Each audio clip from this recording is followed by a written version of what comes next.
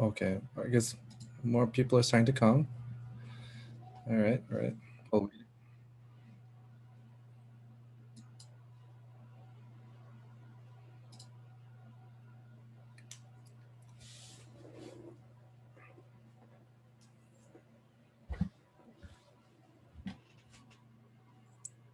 okay.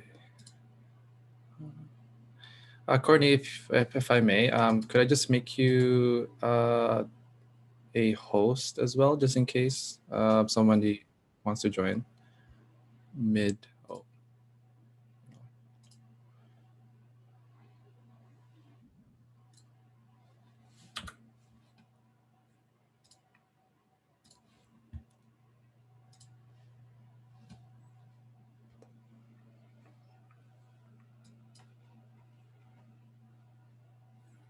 hi everyone. Happy Thursday.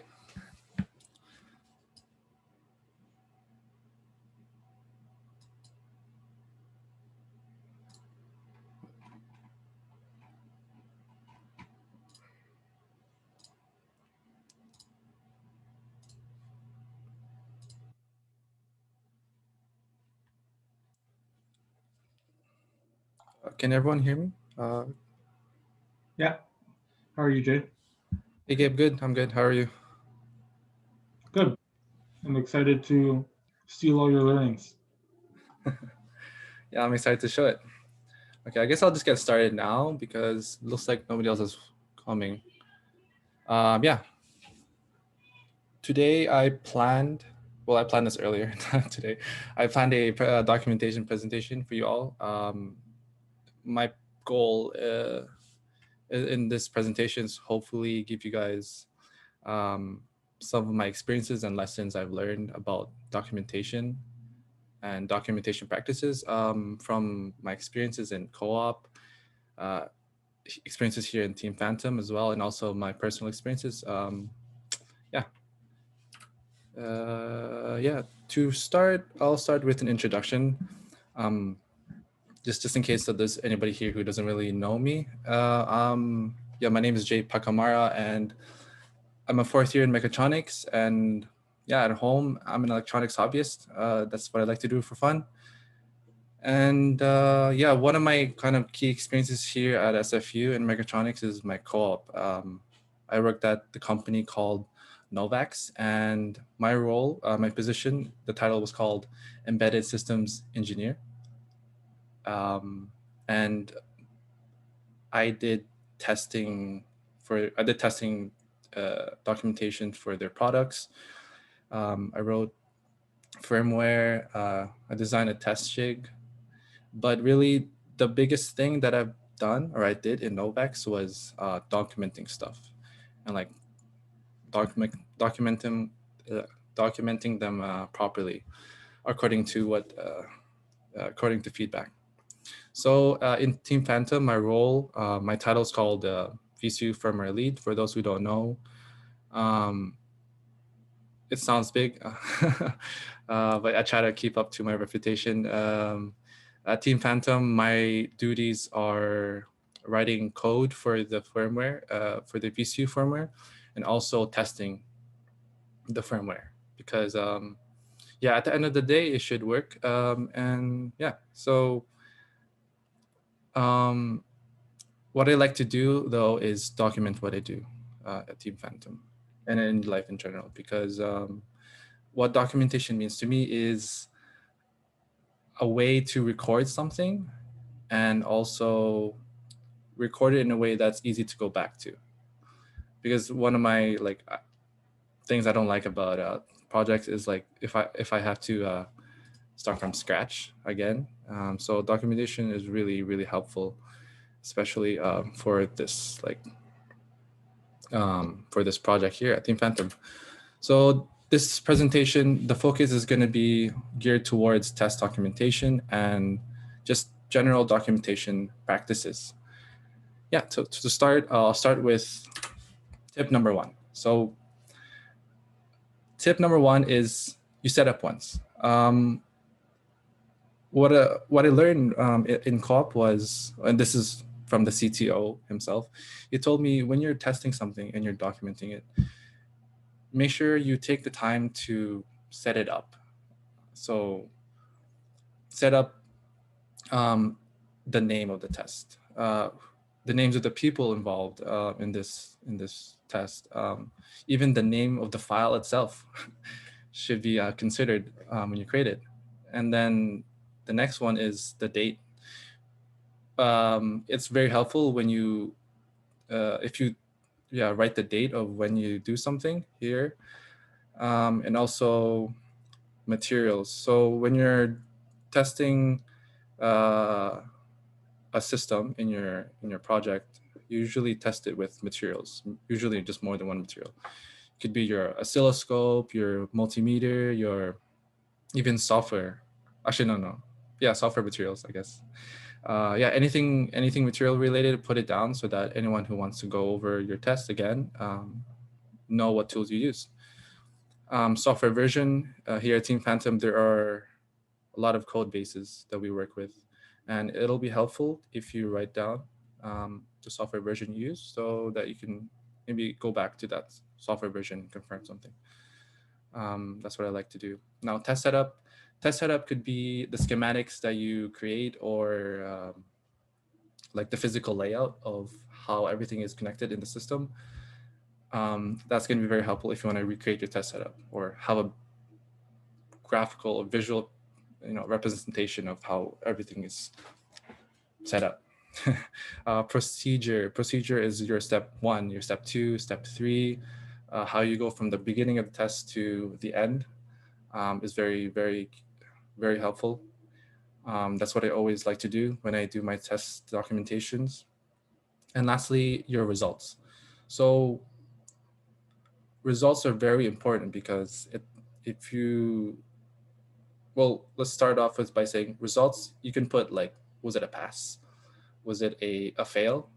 Or was the test inconclusive? So I like to have this result section because I can quickly go back to what I've written and see, okay, when I did this, what happened? So that's very helpful. So number 2 here, sometimes you don't just, you don't write documentation, you have to sometimes just find it, right? So folders are your friend. Use them wisely and name them wisely too. As an example here, on the left here, on the what you see here, is a folder structure that I use for every single one of my personal projects. In particular, this picture on the left here is a folder structure I use for my dual clap activated lamp activated circuit, where I stored all my files that I needed in hand to refer to. In this circuit, by the way, it just turns on and off a relay. And if I clap twice, a lamp turns on because I'm lazy. It was a cool project. So pictures, videos, any pictures, videos I put it in there, BOM. The bill of materials, if I want to go back and order the same parts, if I want to make the same circuit again. Documentation, it could be your manuals, your data sheets, anything in general. Documentation related should go in that folder. I like to have also a preliminary folder, where I put all my research prior to starting the project, because sometimes when I start a project, I don't know anything about it, or I have some gaps in my knowledge still that I want to fill up. So I put stuff in there. Schematics are just like the PDF schematics that I create from Altium or LT-Spice or Eagle or any of these softwares that I use. Even like hand-drawn schematics I put in there. Software, actually don't use this one as much because I back up my software, the code I write usually in GitHub. That's my preference, but I just have a software folder there just in case. And test data, this is just a folder where if I need to test something and record the results, I have a folder I can directly navigate to and check. And by the way, that this folder structure is like inspired from the folder structure that that I used, that my that my company used in co-op. So, and on the right here is the folder structure that I used in Team Phantom. This is the driver controls folder. I have my archive, my pictures, my presentations, my testing. Archive, an archive folder is just a folder where you put all your old, not really used, kind of outdated files. So just to keep everything organized. Pictures, it could be any pictures that are relevant. For driver controls, I have pictures of the APPS or the BSE, the breakover travel switch, some test setups, I believe, and other things. Yeah, it's also helpful for other members who want to reference stuff that I do and just want to see what it actually looks like. So presentations folder is, I put all my sprint demo presentations in there, and also this presentation. If you want to look back at this presentation, it's in there. And finally, the testing folder is very, very filled up. Let's say it's very important because I put a lot of my testing in there. Testing for the BSE apps, the firmware, everything. So don't delete it. If you do, I'll hunt you down. Just joking. So the bottom four folder files here, yeah, they're just there. They're just kind of general documentation. I don't mind keeping it there. So yeah, that's tip number 2. Tip number 3. So now you should have a better idea of documentation. Now you'll start writing it. So when you start writing something, documentation, it's good to know who you're writing to. When I write documentation, I always like to keep in mind who my audience is. So is my audience going to be someone new, probably in the team? So in that case, I'm going to have to, maybe add a section where, okay, if you're new, you don't really know this concept, then you can refer to this and that, kind of help them along their way so that their progress hopefully will be sped up because I elaborate there. Maybe you're writing to technical people in the team. So in this case, go ahead, insert your technical jargon that you can. And yeah, it shouldn't be that of a problem for them to understand. But sometimes you have to write to people who are not that technical. So in this case, you would have to cater your writing so that they would understand it a little bit more. Formality. When I'm writing documentation, I also like to think about the words I choose, the way I order my words, like the tone, the language, so that it's easier to understand. Because documentation really is, you take a recording of something you did, like a project or a test, and you communicate it with someone else, to someone like in the team. So that's the key there. Know your audience. Tip number 4 here. A picture equals 1,000 words. So what do I mean by that? Sometimes words are not enough to explain something. So when you're creating documentation, it also helps to, insert relevant and descriptive pictures, if I may. For example, here on the left here, as you see, I have a picture that I horribly drew on my iPad. Don't laugh at me, but it's just so that I can better picture how those 3 BSE apps 1, apps 2 sensors are connected to my Launchpad to help with the testing and if I want to go do the testing again. So that picture was used in one of my testing documentation in the testing folder in driver controls.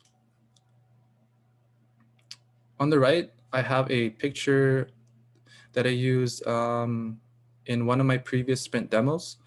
I wanted to illustrate my testing with the pedal sensor range test.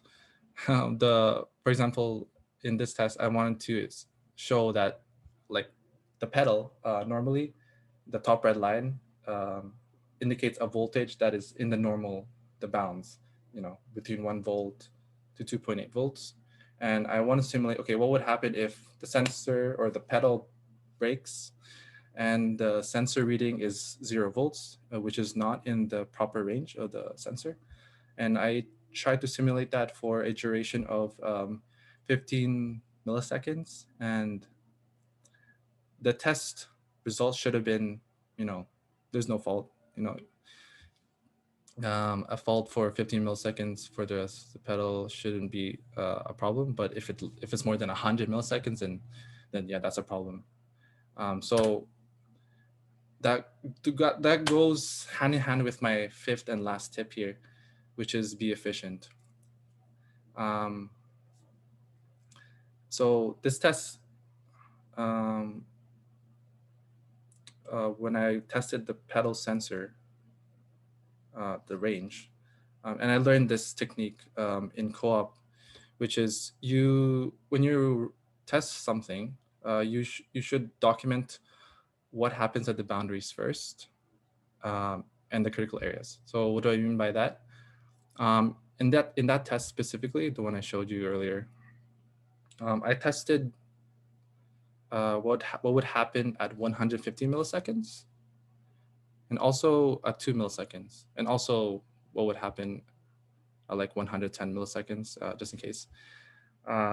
Because if you do this, it makes your testing faster, because you can quickly see, okay, these are the results for the boundaries in the middle. Does it make sense to continue testing? In this case, specifically here, when I tested here, this pedal sensor for Team Phantom, it was bad. It was not right. So if you see here, the BSE range fault section and the apps2 range fault section, they're empty because I didn't bother. I knew those results are going to be bad as well. So if you be efficient and document what you've done, you can save yourself time, and time is money. Sprint demos, I want to talk about. This is the last thing I'm going to be talking about. Sprint demos. Sprint demos are really a good opportunity for you to kind of show and document what you've done here at Team Phantom in your progress. At Team Phantom here, when I do my sprints, I like to use this format, the PEE format, point, evidence, explanation. So for every sprint, I like to talk about first the point. So what I did in my sprint, or what was the point of my sprint, to the evidence. So evidence can be in the form of like pictures, videos, or you can even just write it down what your evidence was. Actually, no, don't write. Evidence, pictures, videos, graphs. Those are good too. Yeah, so that's your evidence. And then finally, your explanation. This is really like the meat of your sprint. You explain your sprint results. So were they good? Were they bad? Or you don't know, you need more help. You could even also explain your blockers. Your blockers are the things that got you stuck or slowed down your progress, and help the team understand what's going on with your sprint, and if they can help you improve and help you speed up. And also, you should also explain what your future plan is. So sprints, they're not just like one project independent of everything else. It's a sprint is something that's connected to a bigger project. Here at Team Phantom is the car. So you do a sprint, and so that when you finish it, you can do the next thing. And then after you finish that, you do the next thing. So you keep building up from these sprints, and then hopefully in the end, we get a fully functioning and fast racing car. So yeah, so that's my spiel for documentation. I hope you guys learned something. Yeah, so if you have any questions or any comments, feel free to say them now. Thank you.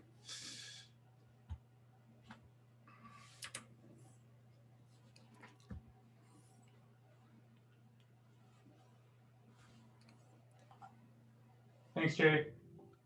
Can you show us maybe one of your sprint demos? Yeah, sure.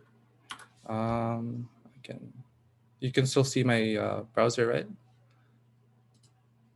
Let's see. Yeah, sure. This one, sure. Why not? Okay, so yeah, this was the sprint demo where I showed that picture. Yeah, so when I do a sprint, and also when I do a sprint, I like to keep in mind that it should be quick. It shouldn't take too much time out of everyone's hands in the meeting. So I like to have just a few slides first thing, and then just quickly go over what's involved in this sprint, like what I did. And then if there's anyone in the team that might not know a concept, I explain it first so that everyone's on the same page. And then I just go right at it. I just show pictures of what happened in my sprint, like my work environment here. Oh my god, that's messy. The launch pad. So if anyone doesn't know what the launch pad looks like, what pins I use, pictures.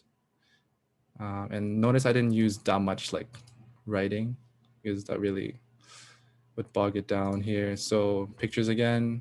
Here's a duration test picture I showed in my presentation. In that sprint with this presentation, I just explained the pictures briefly, and also showed like the code, like the backend, like what's happening behind the scenes. If anyone who is like more technical, I would explain more technical side. And finally, I usually include in my sprint demos videos. These are really short. I don't want to have like really long videos, but this one in particular shows the 10% difference test with the O1 optimization. This one, the same thing, but O3. And then talked about the results right after. And then finally, I concluded with what are my next steps. So it's really important to talk about what your next steps are, because it gives you like a better roadmap of what you're going to do for the next sprint. For people who want to take this sprint more take sprints more seriously. So yeah, I hope that a little bit more better explanation about the sprints.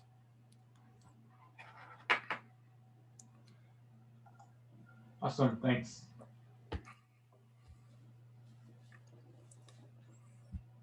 Anybody else have any comments or questions for me?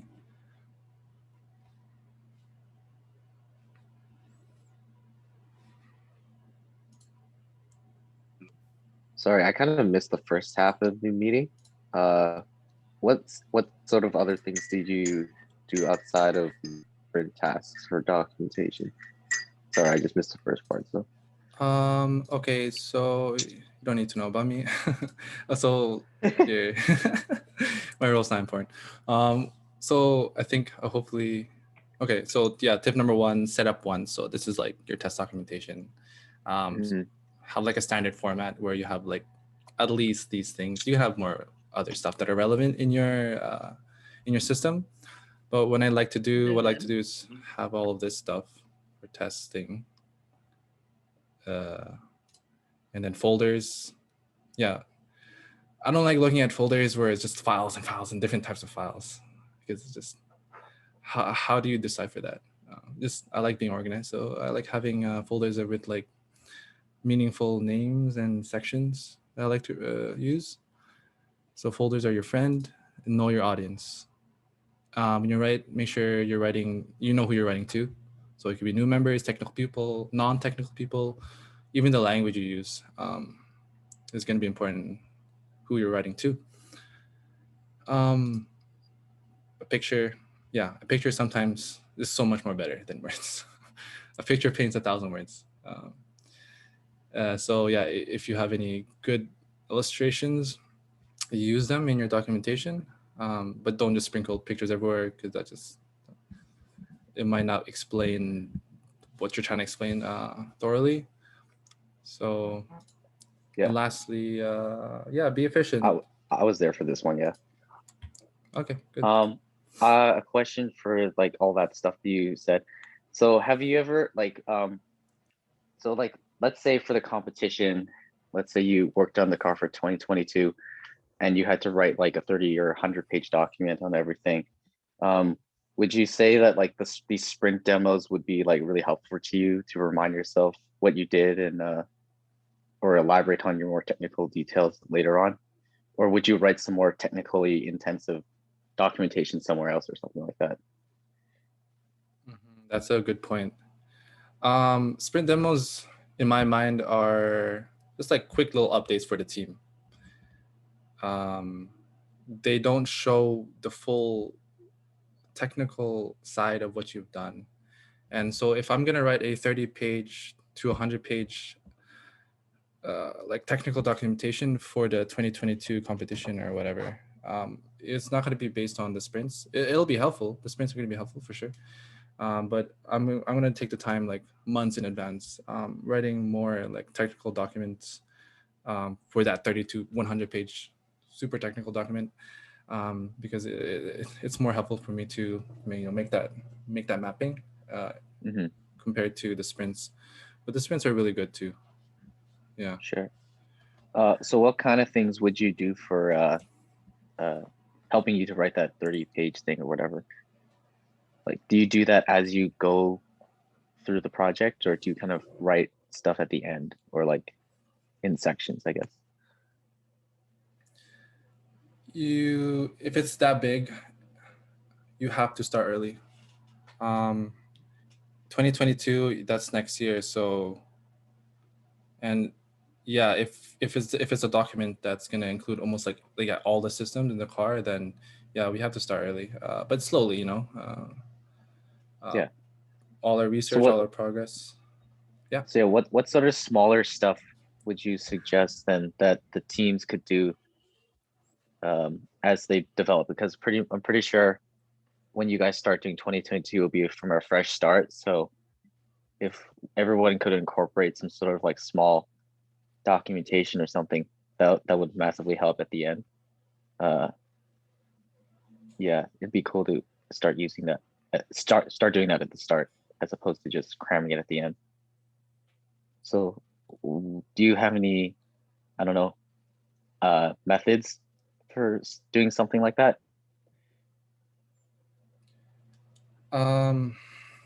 Well, my method is, you know how engineers, when they want to get something done, they need to have a deadline, or else they'll never do it. So first, I set a deadline, like deadline on, okay, at this date, I'm gonna start writing the document. Like no ifs, no buts. This is when I'm gonna start it, and then have a deadline for, okay, the first phase of this document, like the introduction or maybe the bare bones template of how it's gonna look and feel. This date, it'll be complete. So deadlines are very good. Like, it's a really good method, setting deadlines. And also communicating with your team it has to be done. Like, it can't just be like only one or two people who know that, okay, this can be a really big document.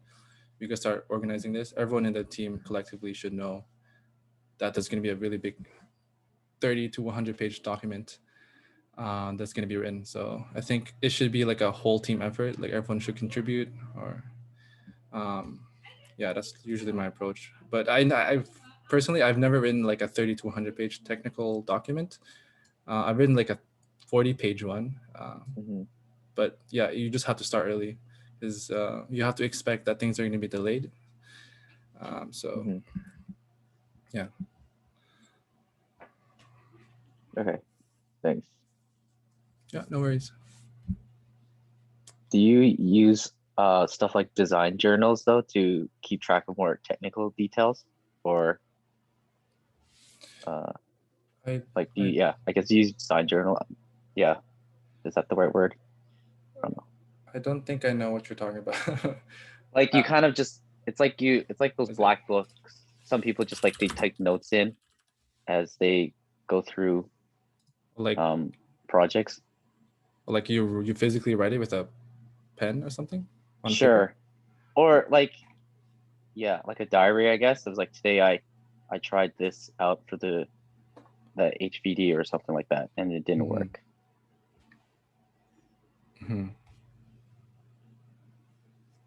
I was just wondering if you did something like that, like just Yeah, I do this. Like in co-op, it was good. Like I wasn't told to do this, but I recorded what I did digitally on my iPad. It helps to go back. I even put the date and what I did, what I failed at, what I did good at, good at. Well, John, you're so old. They have iPads these days. Yeah. Hey, I use iPad too, you know. I'm cool. Asking about design journals. Oh my gosh. Stop making fun of me. Yeah, we live in the 21st century. We've got to make use of all the technology that humans have created so far. Yeah. Yeah. This will be a really good discussion for the team if you want to do a really big document for the 2022. In my opinion. Okay. Thanks. I'll stop asking questions. No worries. I like it. Anybody else?